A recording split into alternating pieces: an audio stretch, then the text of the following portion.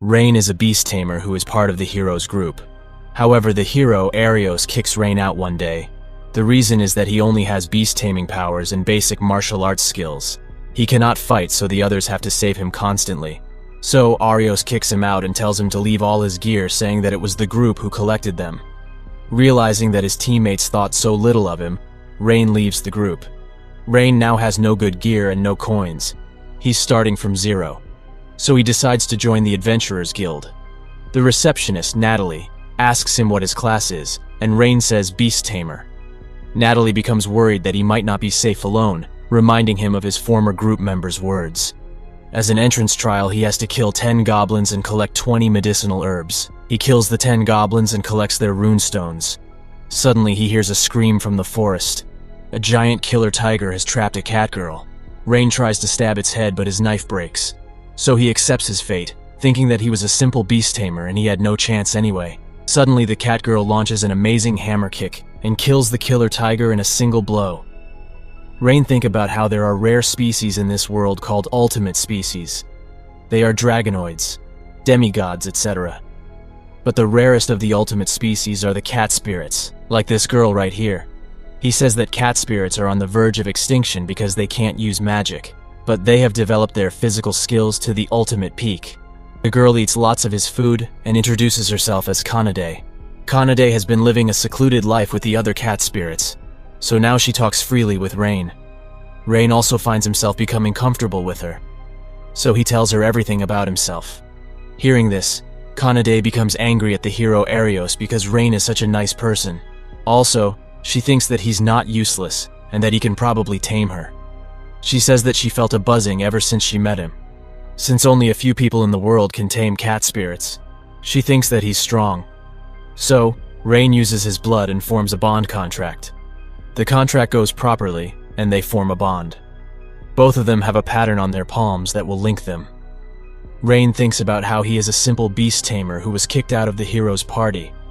But now, he has formed a bond with one of the ultimate species. Then, Rein makes temporary contracts with lots of rabbits and commands them to find medicinal herbs for his adventurer's trial. Kanade is shocked because apparently, most beast tamers can handle only one creature at a time. On top of that, he's tamed Kanade. So, what he just did is supposed to be impossible. Rein takes the goblin runes and the medical herbs back to the Adventurers Guild and officially registers as an F-rank adventurer, the lowest rank. But Rein is still happy.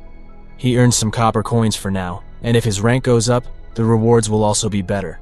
So he has to accept more and more jobs. Suddenly, a big adventurer teases Kanade for walking around with an F-rank person despite being a rare cat spirit. Kanade replies that Rein was strong enough to tame her, so the man challenges Rein to an arm wrestle. The winner gets Kanade. In order to end this right here, Rein accepts the challenge. Rein ends up breaking the man's hand and is surprised at his own strength. Kanade explains that when a person contracts themselves with an ultimate species, one of their powers is amplified. So, he is pretty much as strong as a cat spirit. Later, they go to collect more medical herbs when they see a group of bandits called the Elben Fangs surrounding an old merchant. So, Rein and Kanade jump in and beat the Elben Fangs members. The merchant says that the Elben Fangs are a huge bandit group that kills anyone who messes with them. But Rein decides to capture the rest of the Elben Fangs members instead. Rein uses the help of a squirrel to find their hideout. He plans to use a special kind of bee called Arby's, whose sting will paralyze a person for 12 hours. Kanade is surprised that Rein is an insect tamer as well, as that is something different from a beast tamer. Then, he sends Kanade back to town to bring the knights who will arrest these bandits. He makes temporary contracts with the bees and sends them at the bandits. Meanwhile, we find out that two of Arios' members, Mina and Liana, were supposed to be guarding the merchant to kill some time. But when the Elben Fangs members attacked them, they did not have time to cast their spells, so they had to run away. They blamed the other adventurer, who was a beast tamer, for not using more animals to scout the area like Rein used to do. But the man says that a beast tamer can tame only one animal at a time. If they try to do more, their nervous system will break. Mina and Liana think about the huge number of animals that Rein used to tame with ease, wondering if he was actually a powerful person. But these two idiots are in denial, so they think that the man is lying, saying that Rein could never do anything important. Meanwhile, Rein has done something important by paralyzing all the Elben Fang's members, while Kanade brings the other adventurers to arrest the members because the knights did not bother to come. But suddenly, they are attacked by king lizards that had been captured by the bandits. But Rein and Kanade use their strength to knock them out one by one. Rein thinks about how this is different from his time with Arios, all because of Kanade. They come out alive, and all the adventurers celebrate, acknowledging their strength. Rein thanks Kanade for being by his side, as he feels like he can now do amazing things. Because of this significant action, Rein is promoted to E rank and given a pretty nice reward of silver coins. They gather needed supplies and take a room to sleep in. But the innkeeper says that there's only one room and puts them in there, making Rein rather uncomfortable.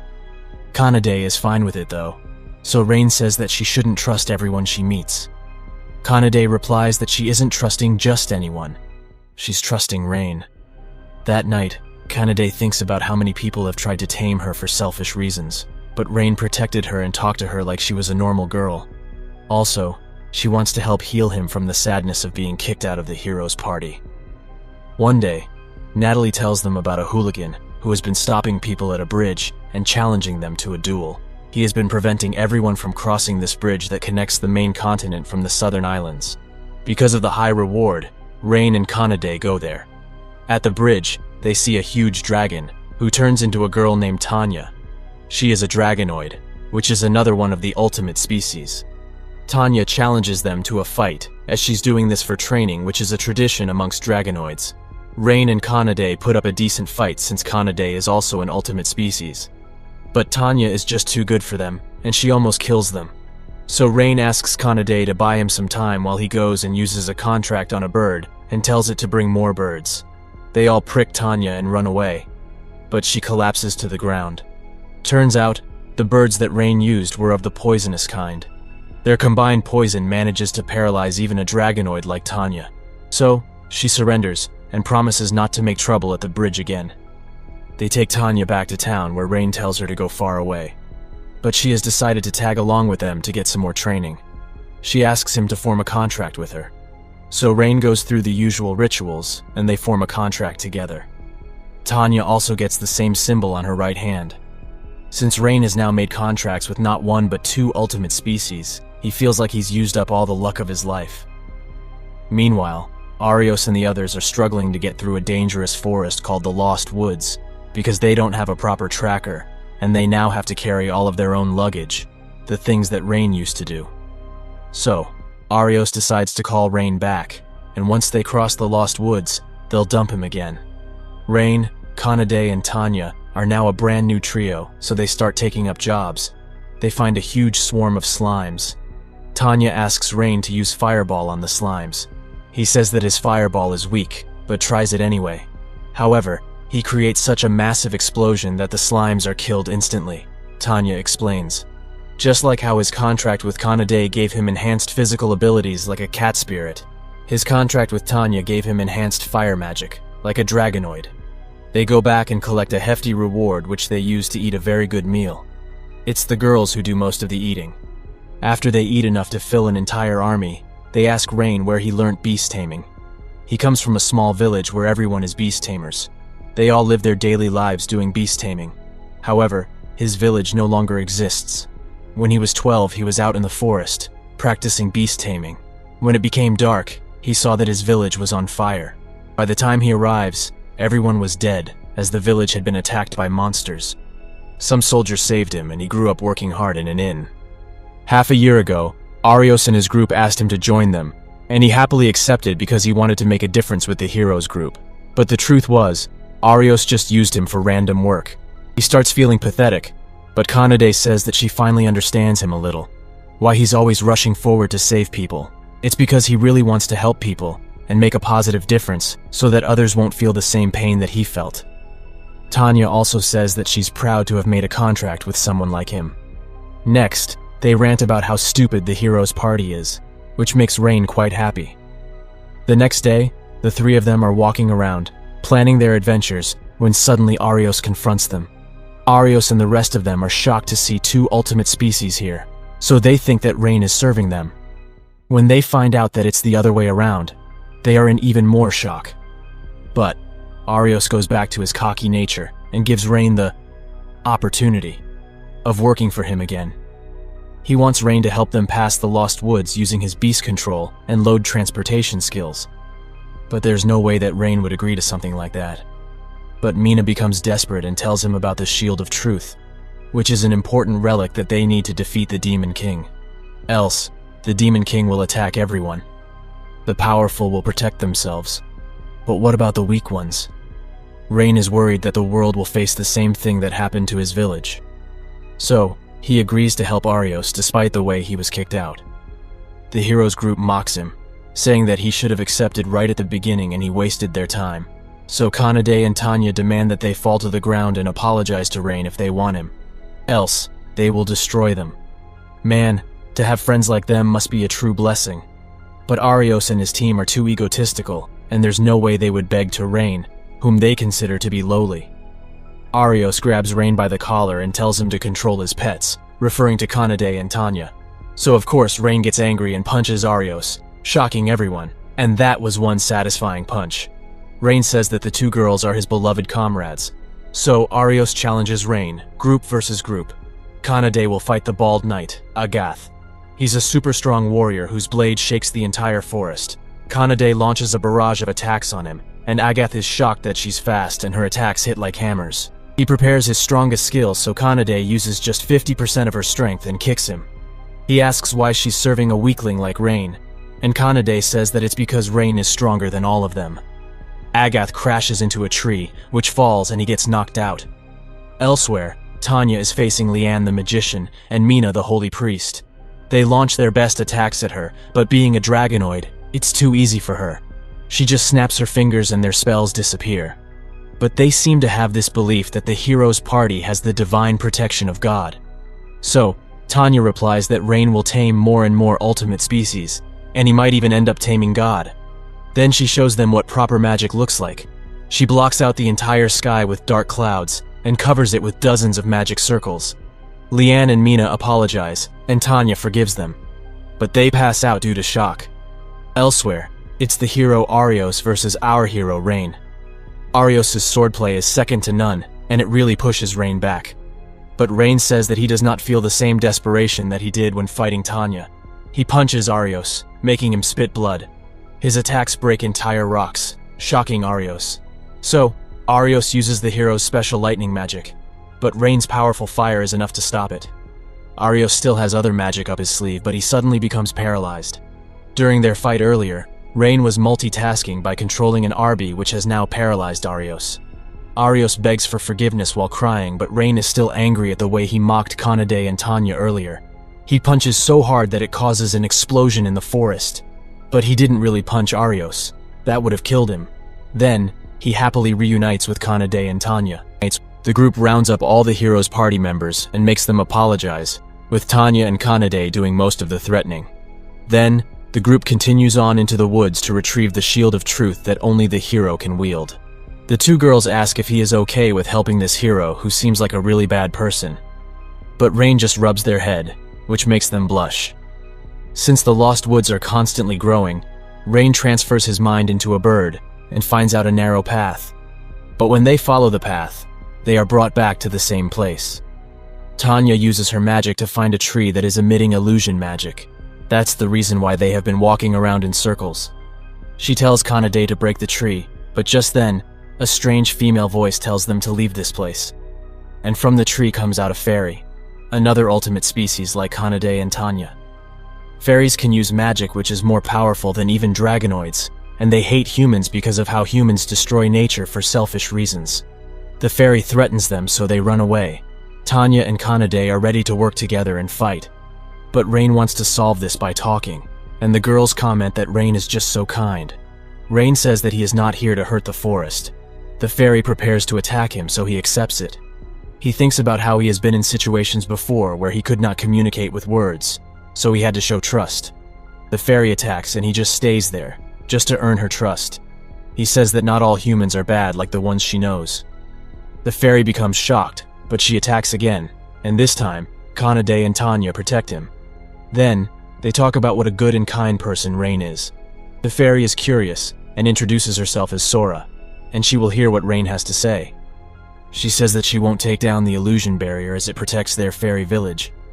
But if it is to defeat the Demon King, then she will give him the shield. So Sora goes inside and brings out the shield, giving it to him just like that. She says that it was an agreement between the fairies and the previous hero to pass on the shield when the time came. Then she tells them to leave. But Rein senses that something is bothering her, so he offers to help her. Sora almost tells him something, but she's worried they might get hurt. But Rein does not care if he'll get hurt. Kanade and Tanya also vouch for him. So Sora says that she has a younger twin sister named Runa. Sora and Runa were responsible for guarding the paths to the fairy village, but one day, they were attacked by a monster from the Demon King's army called Shadow Knight. In the fight, Runa was captured. The others are surprised because fairies are supposed to have powerful magic, but Rein explains that a Shadow Knight is a C-rank monster. It should not be able to defeat fairies, but it has the power to cancel magic. The fairies are at a disadvantage against Shadow Knights as only physical attacks work. Sora's village leader was not willing to go save Runa, as it would put them all at risk. She starts crying, so Rein promises to save her sister, so she hugs him and cries even more. The Shadow Knight commanded her to bring down the barrier by sunset, or he would kill Runa. The group goes to fight it, while Sora stays back because she's pretty much useless here. They find the Shadow Knight on his shadow throne with Runa hanging over him. They shoot fireballs at him and it's no use, so he becomes cocky. But Kanade kicks him so hard he literally stops monologuing. Then, Tanya saves Runa and takes her away while the other two fight him. He starts showing his immense powers, so Rein turns into his most reliable friends, the Arbies. He uses them to distract the knight while he hits Kanade with a booster magic, making her way more powerful. Then, she punches the knight so hard that it creates a hole in him, and he dies. Rein says that he used a Tamer ability that increases someone's natural abilities. He couldn't use it before, but now he can because of the magic he got from Tanya. Tanya says that the boost spell was supposed to be lost, but Rein says that he learnt it in his hometown. Then, they take Run back to Sora, and the two sisters reunite. Then, Runa says that she was kinda excited about being a captive because she has a naughty mind. Then, the sisters announce that they won't go back to the village because those villagers did not try to rescue Runa, as understandable as it was. But they don't know how to travel because they've lived here all their life. So, Kanade and Tanya offer them to come with them, and Rein also approves. Then, Sora and Runa say that they want to make a contract with Rein as he helped them so much. Rein is not sure if he can tame fairies, but the other two give their encouragement. Rein does the same ritual, and the two fairies are now tamed by him, with those same contract markings on their palms. Then, Rein goes to give the shield to Arios while telling his girls to hide and wait. Arios is shocked that Rein got it in 2 days, so he claims that the shield must be fake. Mina does appraisal magic on it, and of course the shield is genuine. Rein takes the payment from Arios and prepares to leave, but Agath asks him if he wants to rejoin. Arios becomes angry, but Agath says that they should consider Rein's powers. Rein starts to hesitate. So, Kanade comes forward and gives him her hand. Rein realizes that he's already got all that he wants. Arios thinks about the humiliation he faced from Rein and vows to destroy him no matter what. Later, the girls wonder if only the hero can defeat the Demon King. Rein tells them the story of the Demon King who used to terrorize all of humanity. No one could do anything. So the first hero made a contract with the gods and took their blood into his own body and defeated the Demon King. A normal human may work hard all their lives, but there is a limit to their growth. But the hero has the blood of the gods, which gives them a power called limit break, meaning they can become more and more powerful, without any limits. He says that Arios may be weak now, but he will eventually be super powerful. The girls point out that Rein is kinda also like the hero. He has made newer and newer contracts, giving him more and more powers. Kanade suggests that Rein could make contracts with even more ultimate species and be strong enough to defeat the Demon Lord. The others also prefer him over that lousy hero. But Rein says that fighting the Demon King is a serious task, and he's not sure if he is ready mentally. He wants to take time to decide such an important thing. The girls are ready to wait for his decision, and they will support him no matter what. Rein realizes that the crossroads of his life is coming here. The 5 of them start living together. One day, the girls advise Rein to get a weapon for himself. They go to the best equipment shop in town. It's run by a dwarf named Gantz. Gantz is rude, but he's a very good blacksmith. Rein chooses a dagger but suddenly gets a strange feeling. Just then, an adventurer enters with a bag of money, asking Gantz to give him the best weapon here. Gantz gives him a fancy-looking sword, and the man goes away happily. But Rein says that the weapon is only good as a ceremonial. In a real battle, it's lacking something. The same goes for all the other weapons here. Rein asks if he's hiding something. Gantz suddenly laughs and says that Rein is correct. All the weapons here are mass-produced with basic-level uses, but his best weapons are the ones he put all his efforts in. He shows them to Rein, who immediately sees how good these ones are. Gantz says that he does this because he wants his customers to match with the weapons that are perfect for their skills. He does not want low-level people to buy good weapons just because they have the money. Gantz asks how Rein could tell the difference. Rein says that being a Beast Tamer means he is used to observing every little detail of everything and everyone. Gantz is impressed and decides to make a special weapon just for him. But there is a problem. He does not have the right materials. The group goes back to the Adventurers Guild, which is really crowded. Natalie says that the hero Arios is recruiting members with the promise of fame and riches. But the group ignores them. Rein gives Natalie a request to investigate a mithril mountain. The mithril mountain belongs to Gantz's family, and mithril is used to make the strongest weapons. But somehow, the mithril has depleted there. So, Rein offered to investigate the mithril mine. It's a short hike there, but the two fairy sisters get tired easily because their physicality is almost non-existent. But they finally reach the mine. Rein suspects that the mithril is being depleted because of illegal miners. Suddenly, he notices an eagle moving weirdly, and sure enough, two illegal miners come out whom Tanya and Kanade quickly knock out. Rein needs information from them, so the two fairies offer to look into their memories. They find out that adventurers have been stealing the mithril, and there are 5 more inside.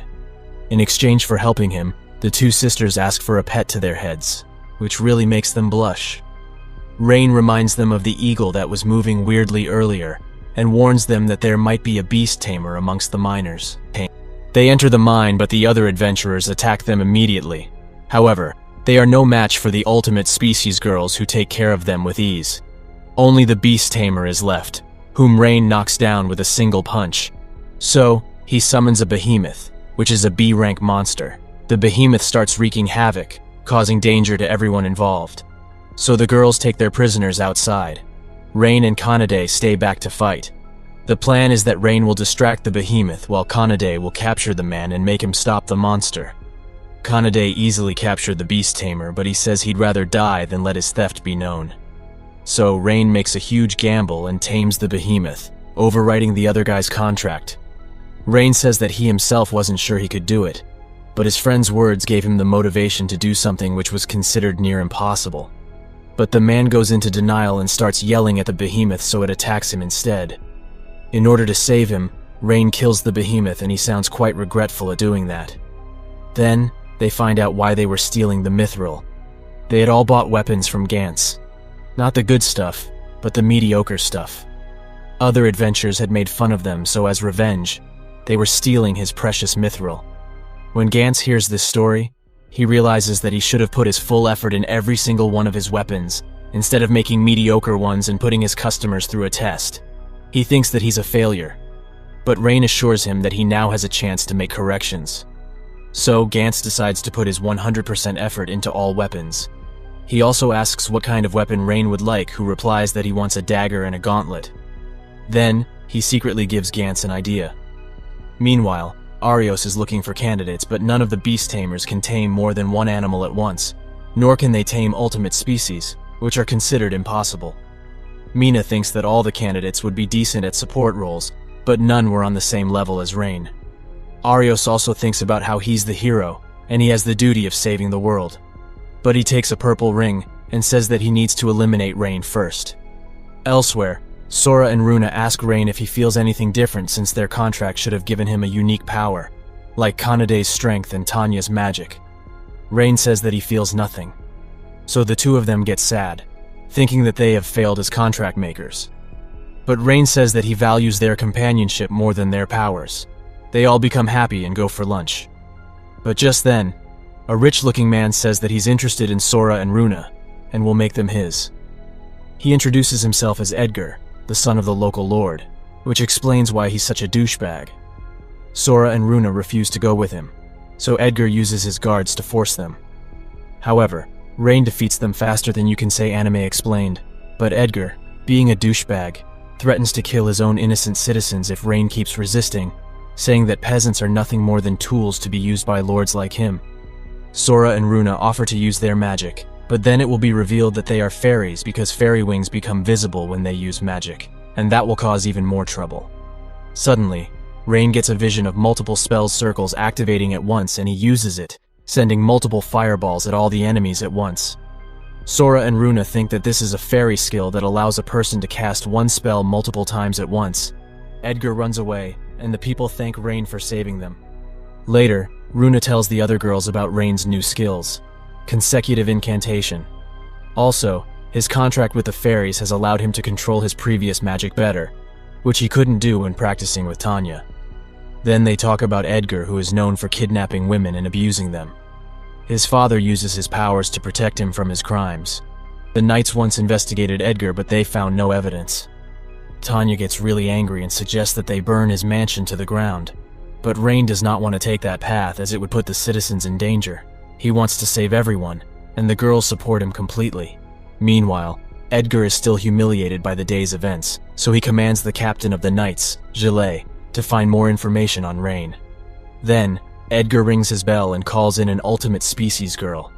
Edgar starts stomping on her, telling her to scream as he loves to hear her scream.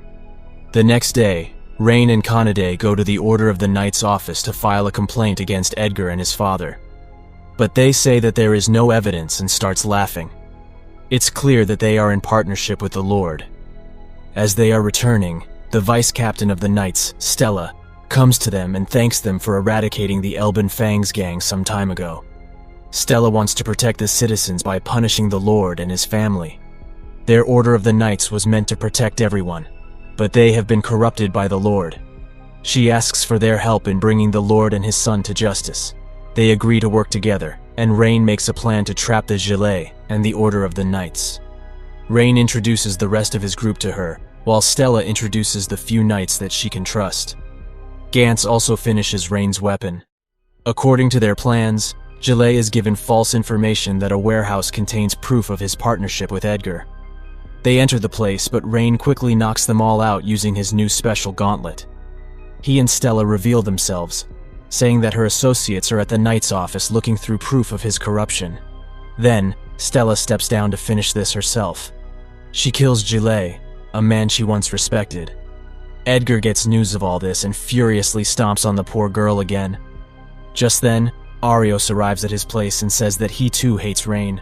He gives the purple ring to Edgar, saying that he can use its powers to kill Rein. Meanwhile, the ultimate species girl, whose name is Nina, starts crying thinking about her life before all this. She used to have a simple life, just laughing and enjoying herself with all the people. But now, she's a slave. Outside the castle, Stella and her knights, along with Kanade and Tanya, break through the main defenses. Using this diversion, Rein and the two fairies sneak inside to save the kidnapped girls. Runa uses material search and senses several people down below, but she also senses a super powerful presence above them, probably another ultimate species. Runa and Sora down to save the girls while Rein goes upstairs. He finds Nina and notices her fox ears and 3 tails. She's from an ultimate species called the demigods. Rein quickly breaks into the prison and heals her. He is very kind to her, and Nina hugs him while crying. Back in the past, Edgar had attacked Nina's small village and threatened to kill her friends if she did not obey him. So, Nina was forced to wear a magical slave collar. Since he just enslaved a demigod, Edgar starts calling himself God. Back to the present, Rein says that she has been a very strong person all this while. He notices that the collar uses the same principle as a Beast Tamer's contract spell.